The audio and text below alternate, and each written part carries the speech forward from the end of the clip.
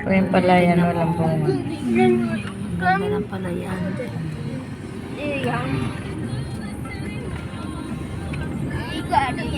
Ganda na papunta tayong probinsya. Makauwi din. Anong ganyan ako no? Nakabi ko pa nakauwi din. Nagtanong tuloy kung umuwi naman sa... Tapos kay Nalino. Ganito na pala. Nakauwi na. Ang ganda-ganda. Oo, ito talaga. Saan?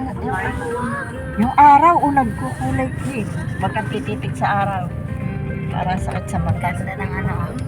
Ang daki ng palayan eh. Sabi mo, yung palayan na binibenta ko. Ito yung aming ano, Hacienda.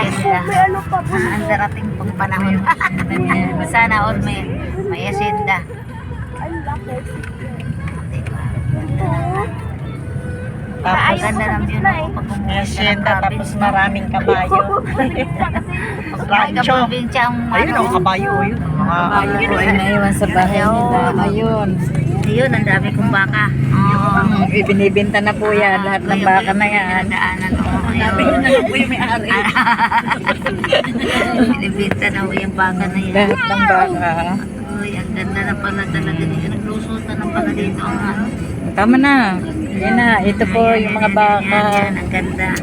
Awak pa Hanapin niyo na talaga lang. ng ano, Cavite. Hanapin niyo po si Rosie. Siya po may-ari niya. Sana all. Yun.